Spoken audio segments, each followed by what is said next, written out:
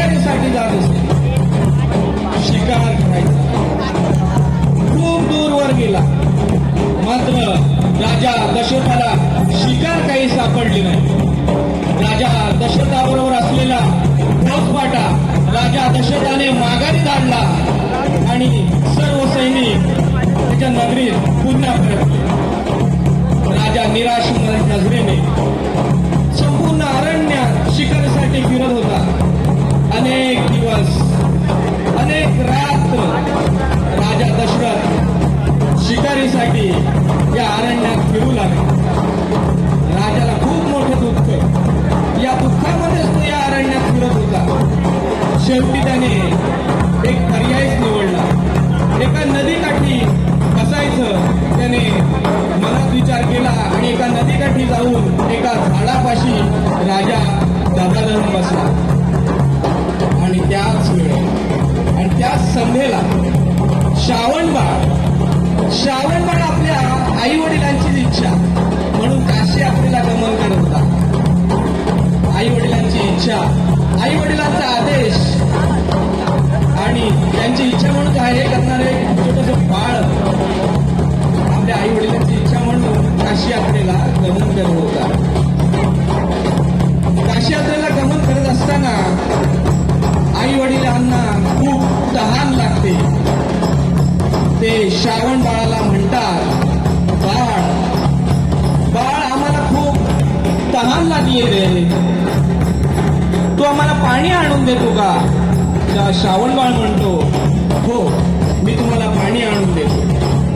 असे म्हणून श्रावण बाळ कमंडलू घेतो आणि पाण्याच्या शोधात अरण्यात निघून जातो. खूप दूरवर, खूप घनदाट जंगलात श्रावण बाळ निघून जातो.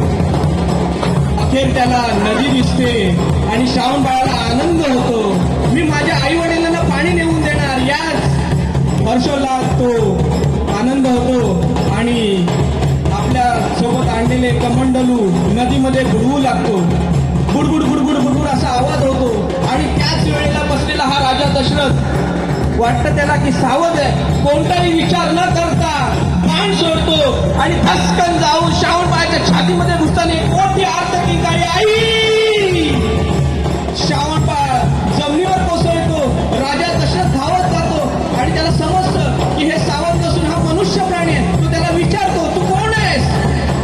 श्रावण बाळ म्हणतो, मी श्रावण बाळ, माझ्या आई वडिलांची इच्छा म्हणून मी तुवर पाणी आणण्यासाठी आलो आणि तुमचा बाण लागला मला.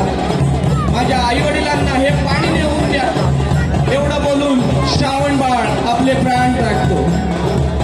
राजा दशरथ निराश होतो. हे माझ्या हातून काय पाप घडलं? राजा दशरथ कमंडलू घेतो. हे पाण्याने भरलेले कमंडलू घेऊन राजा दशरथ श्रावण बाळाच्या आई वडिलांजवळ जातो. श्रावण बाळाचे आई वडील त्याला विचारतात, बाळ तू बोलत का नाहीस? तू कोण आहेस? तेव्हा झालेला सर्व प्रकार राजा दशरथ त्यांना कथन करतो. तेव्हा श्रावण बाळाचे आई वडील यांना खूप दुःख होतं. ते त्याला श्राप देतात, अरे नतद्रष्टा पापी, आम्ही जसे पुत्र शोकाने मेलो तसा तूही एक दिवस पुत्र शोकाने मरशील. एवढे बोलून ते आपले प्राण टाकतात. राजा पुन्हा एकदा निराश होतो. खिन्न मनाने, दुःख मनाने राजा अयोध्येची वाट चालू लागतो. धन्यवाद. अतिशय सुंदर असा हा पौराणिक देखावा श्रावण बाळाची काशी यात्रा या ठिकाणी सादर केला. हसलाई देवी पालखी नृत्य पथक वरवेली तालुका गुहागर प्रेक्षकांना